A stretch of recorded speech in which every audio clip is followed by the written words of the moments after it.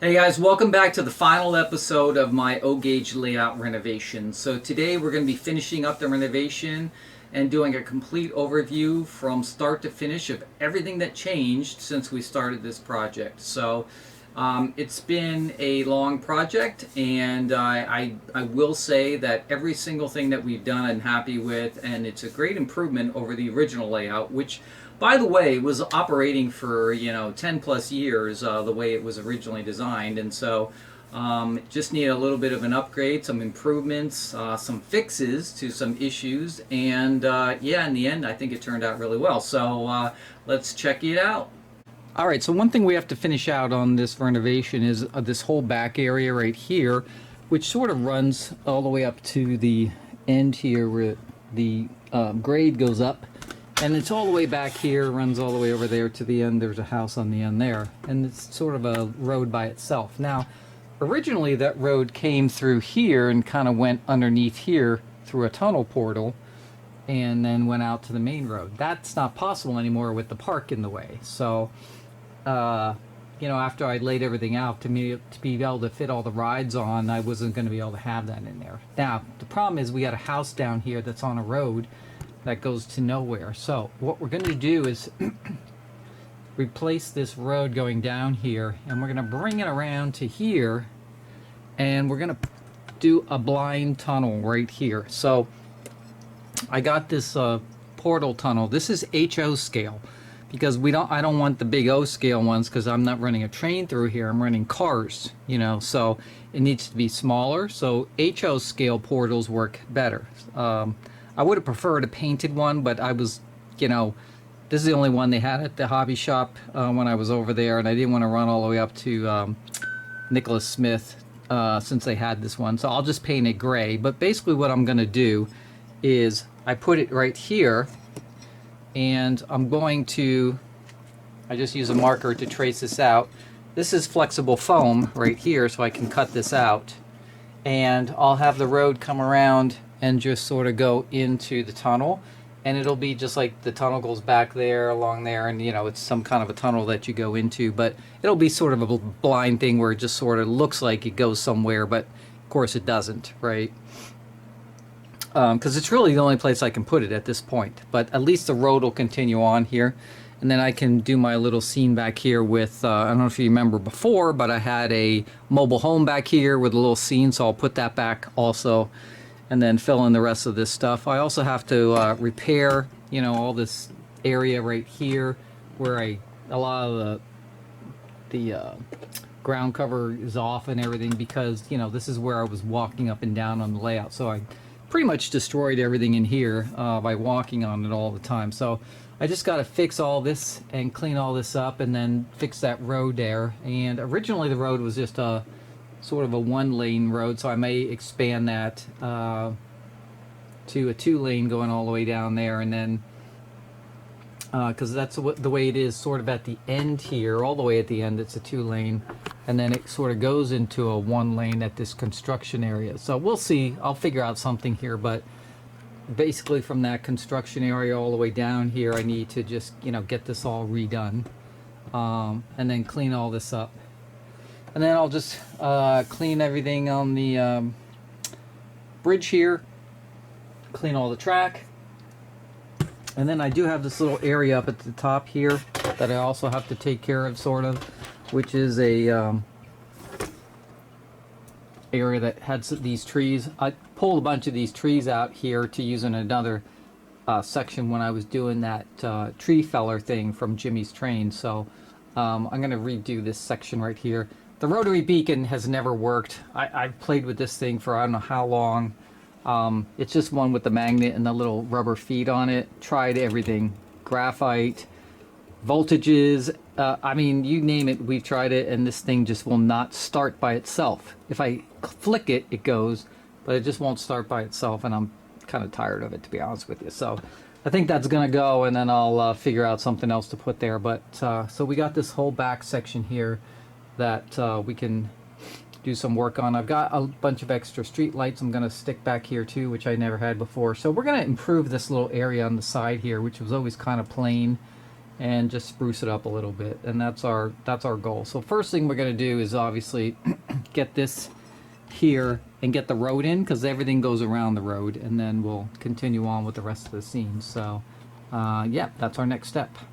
Okay, so on the back here, we just clean this up in the back here, but this is kind of what we had before. It's just a lot shorter now, just a little bit of area. We put a big tree here, and then a couple of rocks and a street lamp coming into our tunnel right here. Now you can see, unfortunately, we have a support post there. It just happened to be, that's where it was, and this is the only place I could put this tunnel. So we're going to come up with sort of a, we'll either put a black backing in there, or I'm gonna try go online and see if I can find some like 3D sort of tunnel that I can make an optical illusion where it kind of looks like it and print it out. But we'll see what happens there. But anyway, so here's the road. Now this is new back here. I've never had this road back here where it was a 2-lane. So this area I just filled in with some trees and brush, nothing spectacular there, and cleaned it up against the grade here, and then we've got the 2-lane road coming down. Now this is new, so what I did here is I created this little scene for the trailer. I had some of this extra fence left over, so I used that around it, and then of course then I put some back here, I had some extra sunflowers, put a little patch back there, put one of those little woodland scenic flags on the end of it to make it since I had some extras of that, and then just some vegetation around it, right? There's a little barbecue right here on the front, and some people sitting on the porch, and some chairs and things. Those are all add-ons. Little dog right here, and then I have these stepping stones I had, so I used those as a pathway up to the trailer. And I just filled this all in then. Now underneath here, I created a sort of a landscaped lawn area.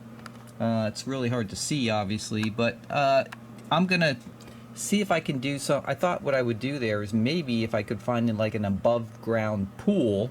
I think that would be cool, and then put some figures back there, kids playing around the pool and stuff like that. So kind of like the trailer people just commandeered this whole area for themselves and made their own little like homestead, right? So I put a little street lamp there, and then we have a gravel road right here where they're parking in front of the for the mobile home, right? And that's it.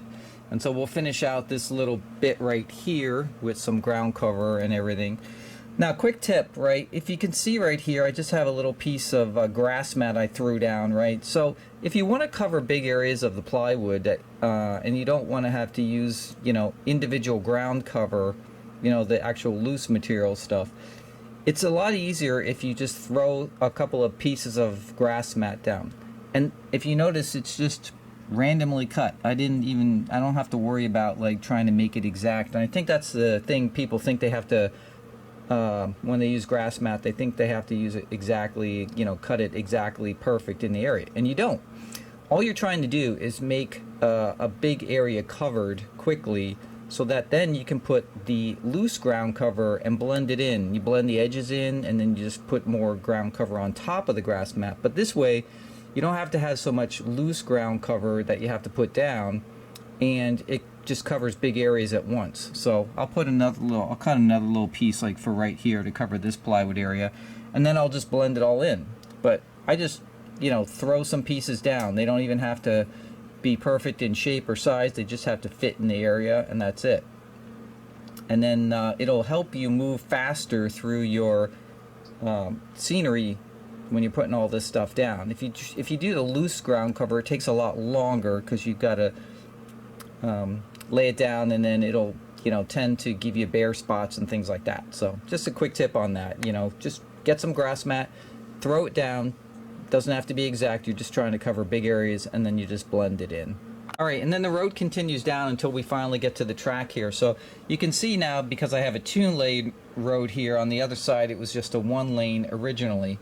And I've decided also I'm not going to do the white stripes on the outer edge of the lane. You know, a lot of roads, especially where I live around here, when they're going back country roads and stuff like that, they will have the center line, obviously, but they don't have a lot of times any line going along the edge, because the edge is a lot of times not clean like this. It's actually, you know, sort of jagged as it's going down the road when they laid the blacktop, right? So I'm going to leave it without the edge on this particular road in the back here, without the white lines on the edge. So we're just going to have the center lines.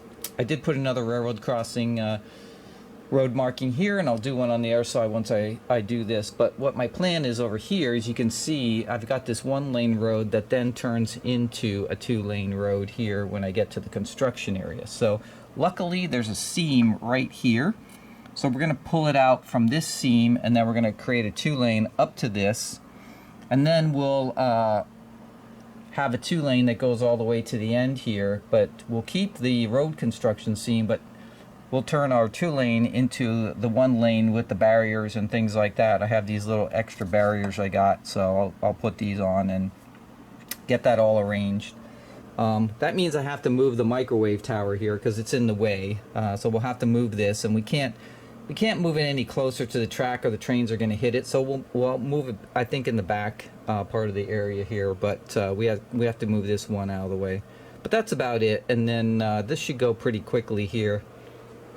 Once we get that finished here, and then little cleanup, and this whole back side will be pretty much finished. I think I am going to restripe the end there with the yellow striping instead of the white that I had there, and then this whole back area should be back to normal, and we'll just have to do some cleanup and we'll be finished with it. But as always, I said, you know, I'm getting the main scenery down, but if I find little accessories or things I can add to these little scenes, then, you know, I'll add them as I find them. So, and that's where we are right now.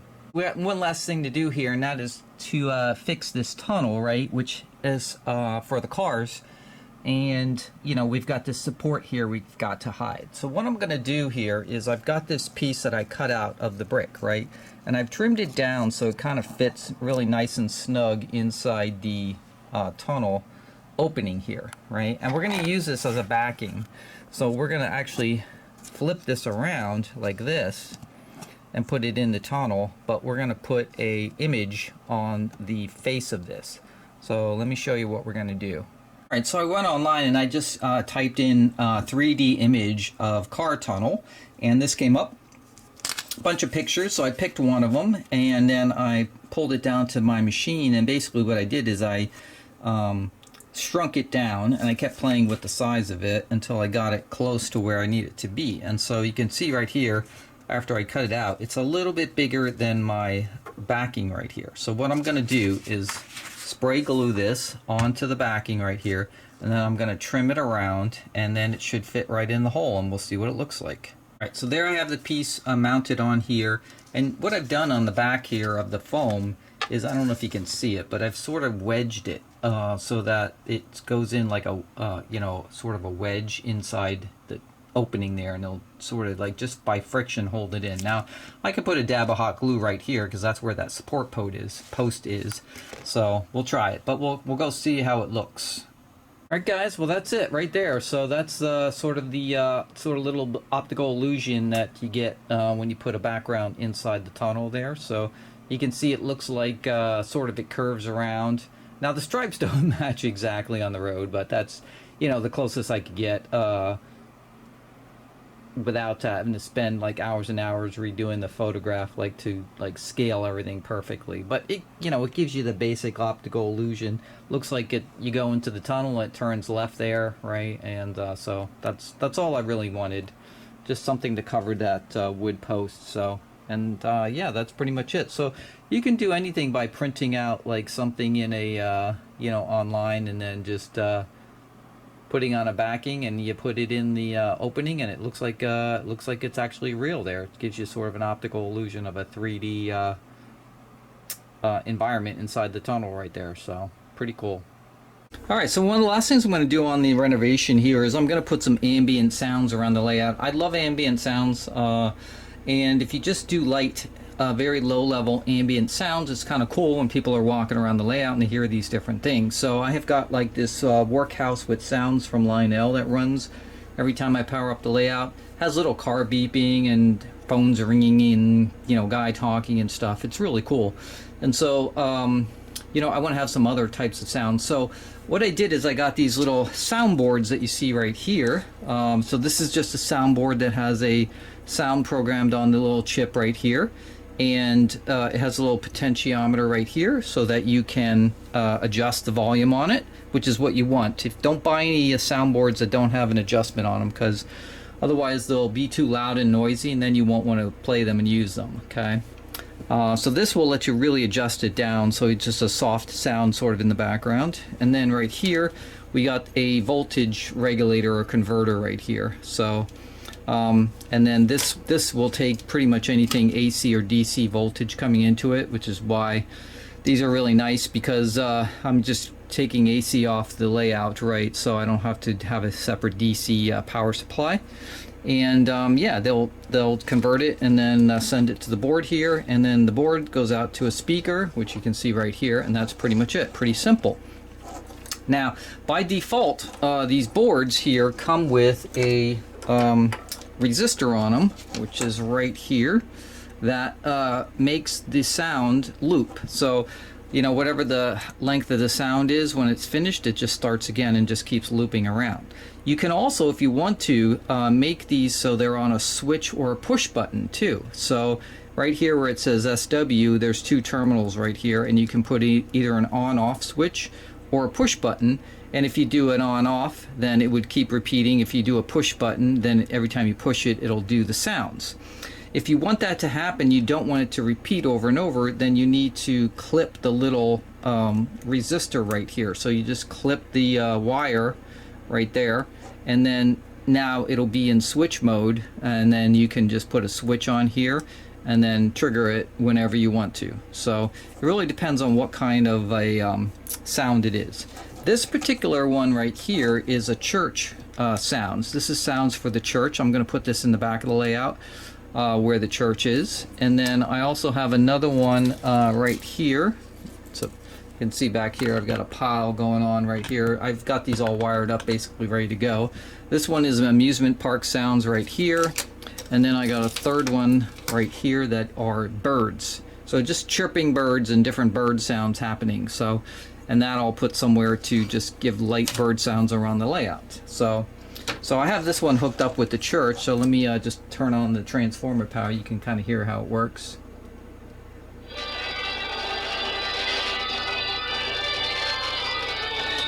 And you can turn it up and down here.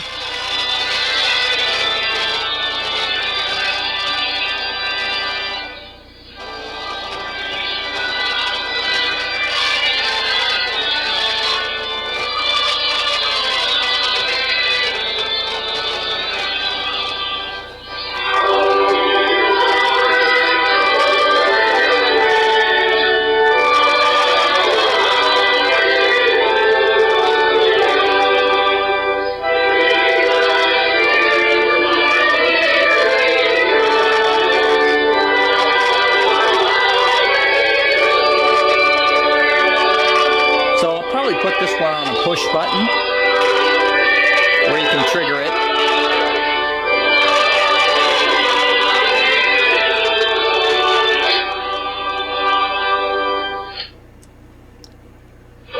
And see how it repeats because that resistor is there. And you can turn it up and down.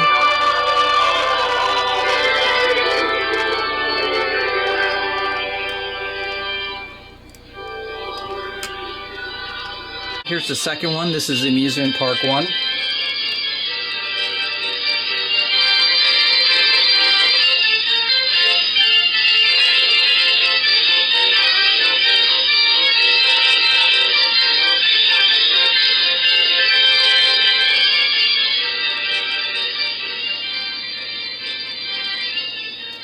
So you can see how light you can get it if you want to. So it doesn't have to be super loud. It can just be a sort of a very light little sound in the background you can barely hear. And this is the bird sounds.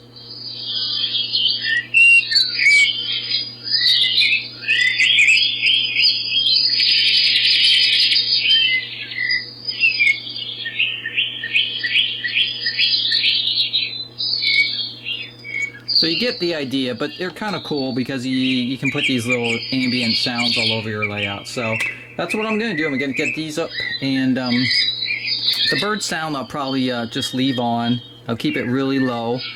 And the amusement park one will probably come on with the amusement park, or I'll put a switch on it. And the church, I'll definitely put a switch on that one. Alright, so what I did is I created a little baffle out of the solo cup. So I just cut it down, and basically what I did is I put a little foam pad in the bottom to prevent vibration. And then all I did was I take, let me turn this down a little bit here. So I just put it together like that, and I'm gonna hot glue around the edges.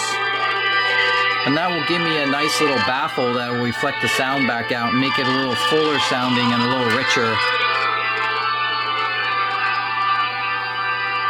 So just a quick tip, use a solo cup and you can cut it down and then make your own little baffle. Alright, I put a little push button switch right here on the edge of the layout, and so that goes back here to the church, and I've got the speaker kind of right behind it where you can't see it, but it's open, and I have that little baffle now, so it's pretty good. So I'm going to push the button.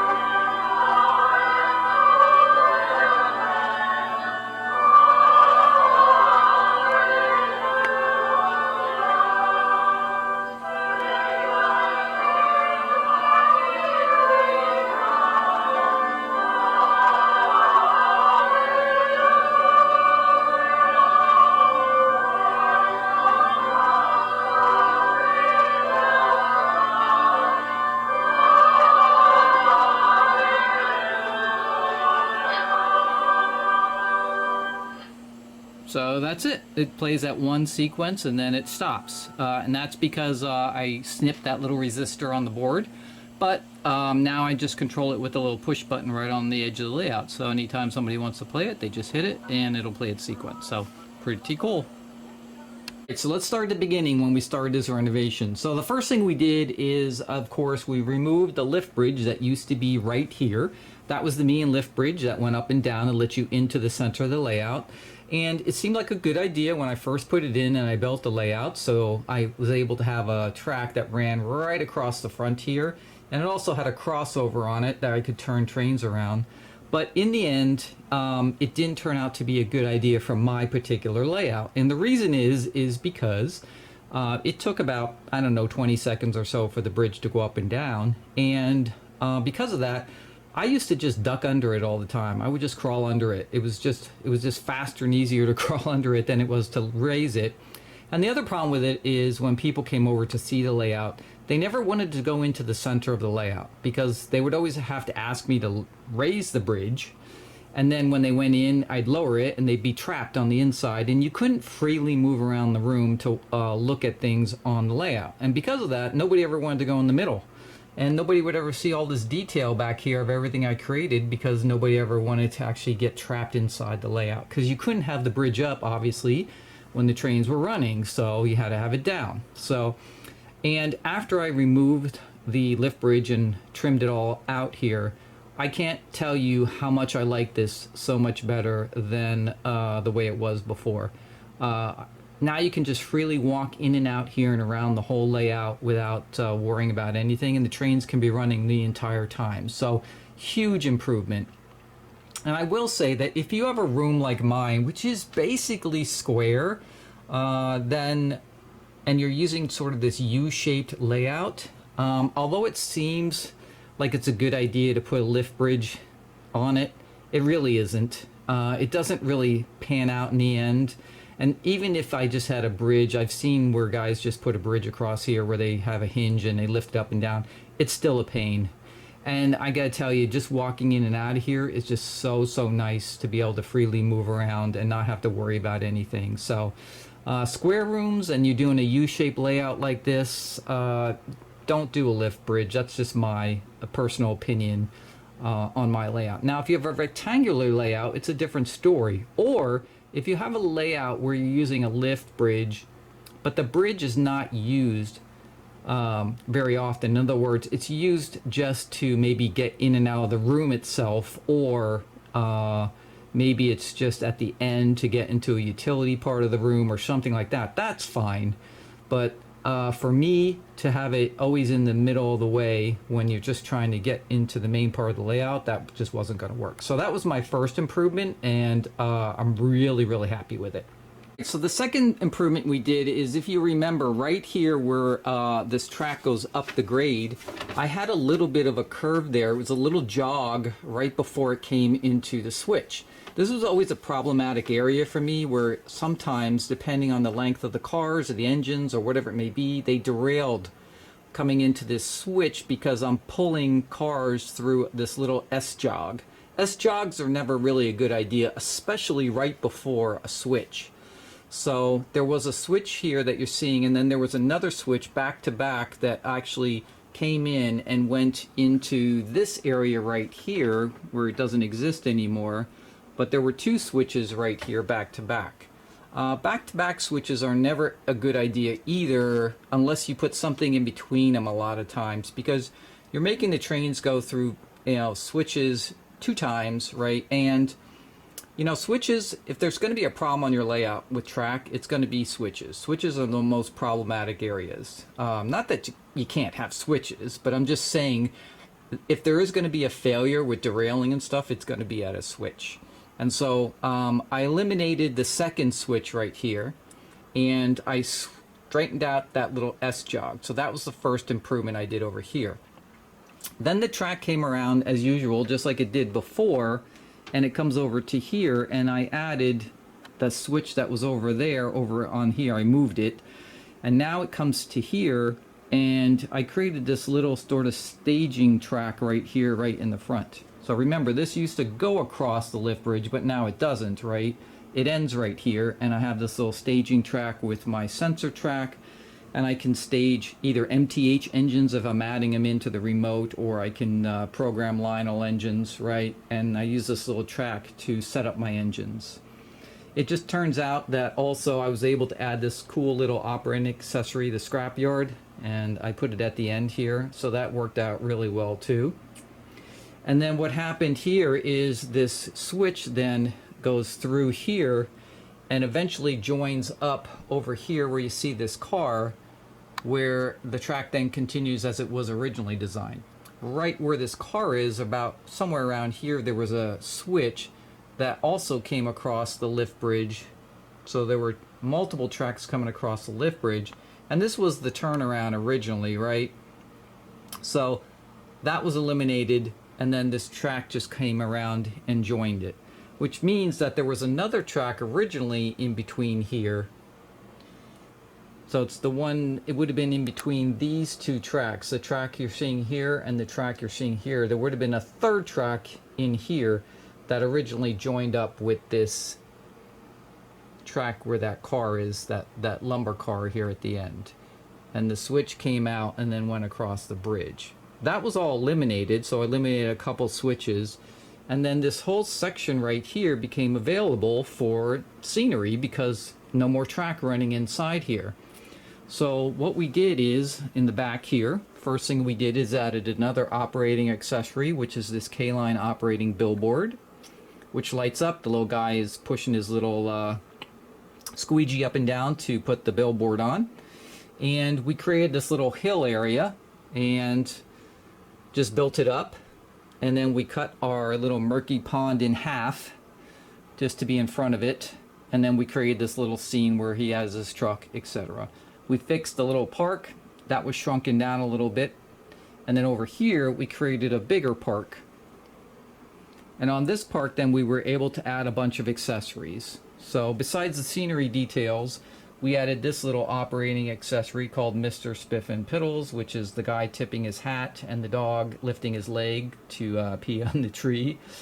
And then we also added the park picnic tug of war, which is another operating accessory where they're doing a little tug of war scene.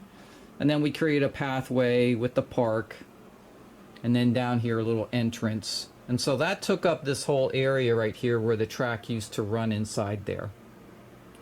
And then the other thing we did is on the front here of this corner, now we had all this space where we used to have a crossover and switches going across the lift bridge.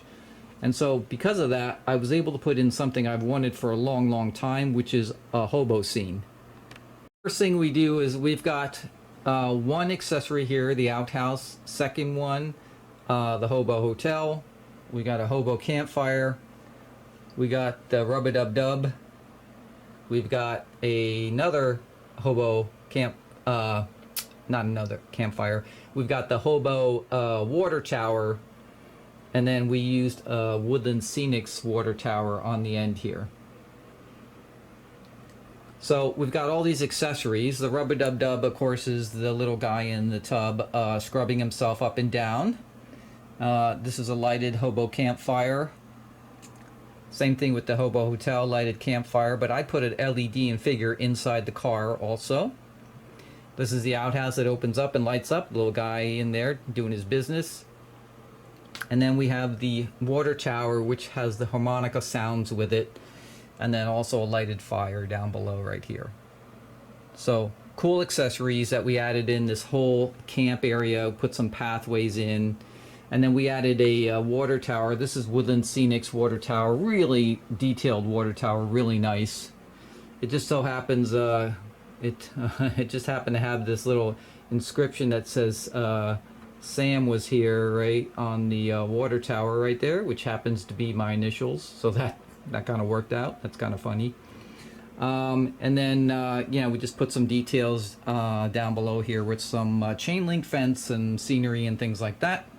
And then a little roadway coming into this area right here. Then we had this little area left over right here where we put in a tree feller. That's from Jimmy's Trains. And so this is the little action where the guy is chopping down the tree, and then of course the tree falls over, and that all has sounds with it too.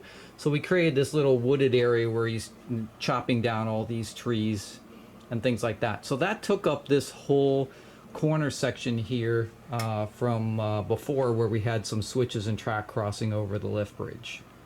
What we had to do is do a little renovation in this area, because this oil drum loader, which is one of my favorite accessories, used to be on the end over here. So because of that, we moved it in here, and we took out a post-war milk platform, because we already have a K-line milk platform, so we didn't need two of them. So we removed that, and then we moved it over here. We added our little shack, Woodland Scenic shack, onto the side of that. And then this little tower right here used to be on the other side of the lift bridge, so we moved that on here too, and just, added all the little brush and scenery around it to fill that all in. And then everything from this point here, from the milk platform to the left, is all the same as it was before. So that all stayed the same. So that was the renovation on this side of the layout after we took out the lift bridge. On the layout, we also have the same sort of situation where we got this whole corner freed up, because originally right here there was a Y switch that went to the right, as you're seeing it today, and then it went to the left over the lift bridge. Well, that was eliminated, and that left this whole area right here open on this corner. And there was over here a switch that came over here from the Y, but then there was another switch that went straight across the lift bridge when that used to exist, and then there was another switch that went across the crossover on the lift bridge. So the lift bridge originally had two tracks going across it.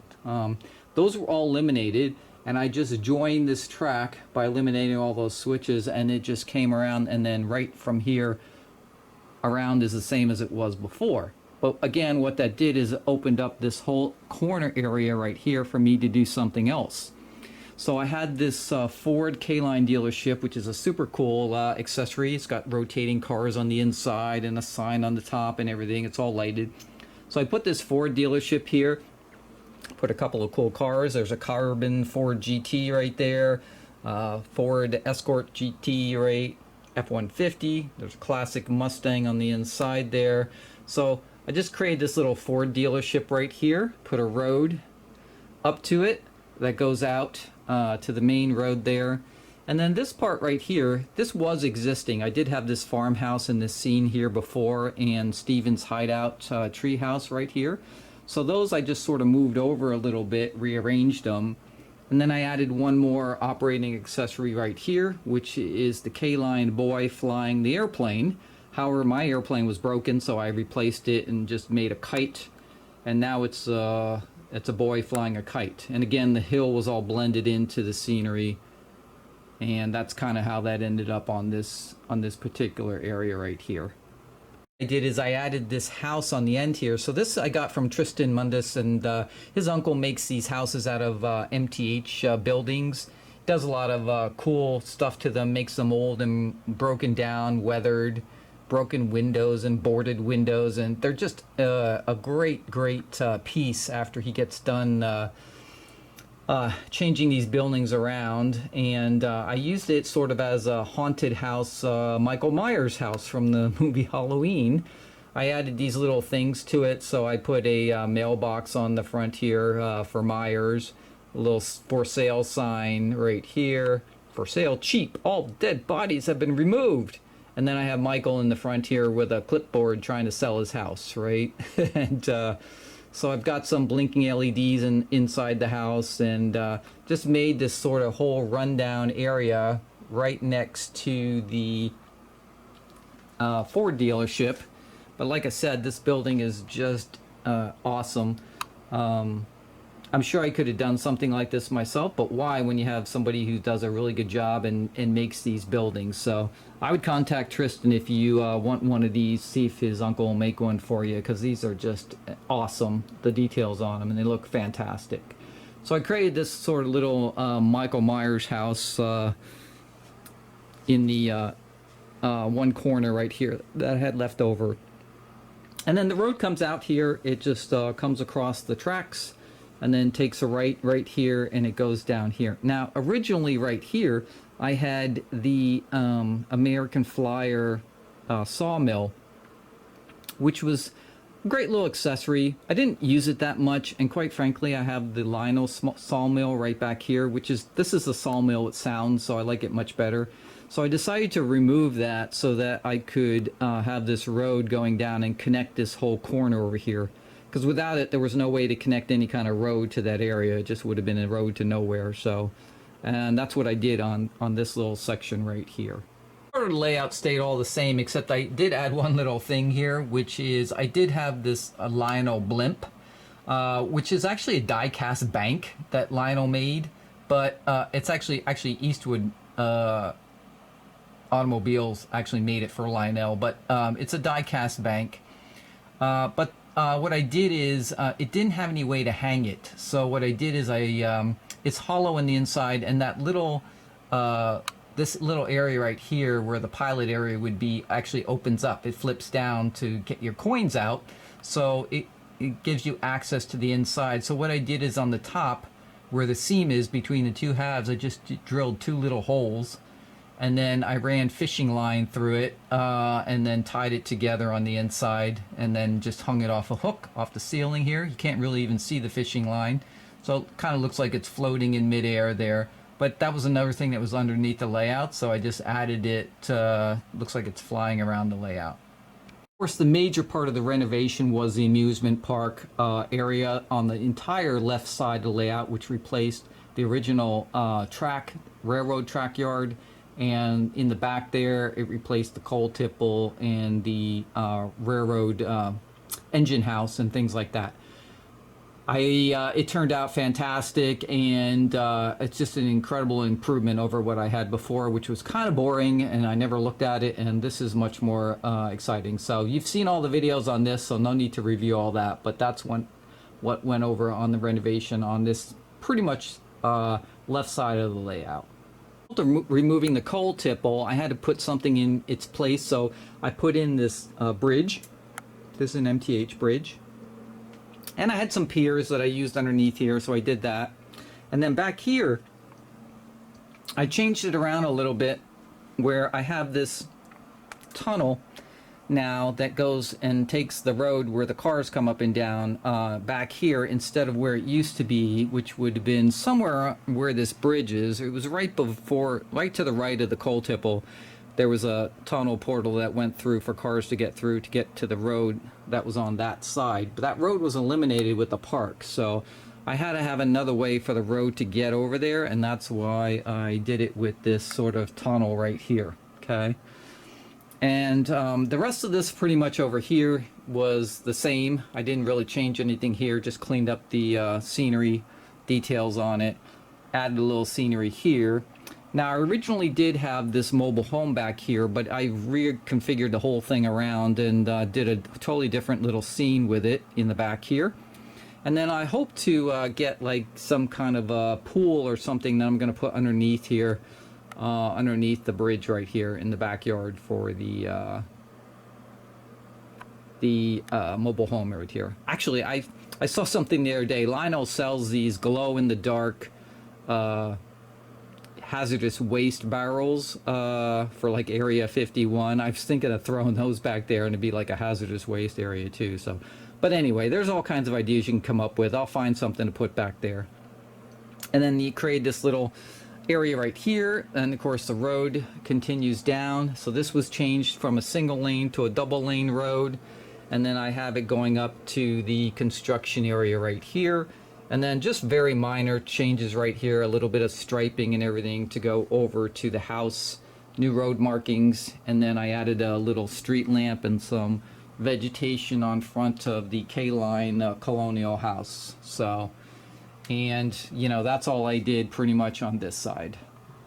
So the next change that occurred was this track that comes underneath the gray lift bridge right here. That's the same. However, this used to have a crossover here because remember all the yard tracks used to be over here where the park is. And so when I come across here, the change that occurred here is I have a Y switch right here. And that Y switch goes on through the back, and that continues on, and it joins up in the back there just like it did before. So that outer track right that's closest to the bridge in the back here, that was there before. But what occurred back here is when the switch back here that you see comes in here and then it comes over to here, right here in the back right here, this switch, this now joins up with the other side of the Y switch. So before that was different, it was separate, but now it joins up with the Y. And then the other one that comes off this switch back here just comes over here and then goes underneath the culvert loader and unloader and then goes up the hill and around. Okay, so that's all the same there. But what the Y switch allowed me to do is I moved now the turnaround to the back of the layout instead of where it was in the front on the lift bridge. So the train can come either direction. So now with this Y here, it allows me to have the turnaround in the back. So if I'm coming this way and I'm coming into, that just goes that direction. However, if I take the inner track, then I can come in here and I can then go this way, and that turns me around the other direction. And then if I'm coming from that way, I have two choices. I can either stay on the back track right there, which takes me underneath the lift bridge, keeps me going the same direction, or I can take the inner track, and if I come up this way, then I'm going to go up the grade and around, and I'm going the opposite direction. So I've got a turnaround that I can still have, you know, turn the trains around, even though I eliminated all that stuff on the front of the layout. So that Y switch allowed me to do that, and I just had to redo a little bit of the track back here, some of the radiuses. Still all 072, 084 curves, so I'm still good with that portion of it, but that all worked out in the back here, luckily. And then I just had to clean up some damage to the scenery and stuff, but pretty much that's the main change on the track plan on this side. Did to the track on this side was right here where we are going from the flat all the way and then going up the grade right here. This had a problematic area right here where you're looking at, where the as I'm coming off the grade, it sort of dipped down. It wasn't a perfect level going from the grade down to the flat surface. It dipped down a little bit, and trains would short there sometimes. Sometimes the front of the engine would hit the center rail because it was so close, and it would dip down a little bit. So we straightened that all out too, and we eliminated a operating track section we had here before that actually melted because the center magnet was left on and it melted through and everything, so it was all deformed. So we took that out and we moved the center track right here a little farther back and then straightened this whole thing out, and that eliminated that problem now. So now trains, when they come through here and go up the grade, they no longer short sometimes on the center rail depending on the engine. Final improvements I made were I put in some ambient sounds around the layout. So I have some bird chirping sounds that just come on with the main layout automatically. Very low volume, but you can hear them chirping every once in a while, and people are always looking around, what's that chirping sound, right? Where are those birds, right? And I have a lot of those little types of sounds around the layout. I also added this particular one, which you actually activate with a push button, which is the church choir back here behind the church. You'll hear it coming from the church when you push it, and it's just the choir singing. So just a couple of extra things like some soundboards that I put around the layout to actually just give it some ambient sounds and things like that. And then the last thing I did is on some of these accessories that I've added over here is I put timer boards on these too. So instead of me having to turn them on and off like I used to do with the Legacy remote, I still have the control to turn them on and off if I want to stop them. Like say one goes bad and having a problem and I need to shut the power off to it. I can still take the Legacy remote and shut it off. But now instead, by default, when I turn on the power to the layout, they're all on and they're on timer boards and they just stop and start, right? So it keeps them from, running all the time, and then they'll just automatically turn on and off by themselves. So I added timer boards to everything. I've started using those timer boards everywhere. They're so cool because you don't have to then control everything manually. You'll just, basically set the timers on it and they're ready to go. All right, so that's going to do it for our O-Gauge renovation project. I hope you enjoyed coming along on the ride with me as we made all these changes to my layout, and I hope you got some tips on just how to do things, or maybe even some just creative ideas that you can add to your layout. I hope it helped in some way, and I hope you enjoyed the videos. I know my videos tend to be long, but I like to go into a lot of detail and explain things and how I do stuff and then show the end result. So again, I appreciate everybody watching and sticking with me as we went through this renovation. So now that it's complete, we can actually get back to running some trains. And we have a whole bunch of trains piled in the corner waiting to take a look at some new stuff. And you'll be seeing those videos coming out pretty soon. But again, I appreciate everybody sticking with me through this whole renovation. And make sure you put your comments down below what you thought about the whole project. Make sure you subscribe, hit that like button, and as always, I will see you guys on the next video. Peace, guys.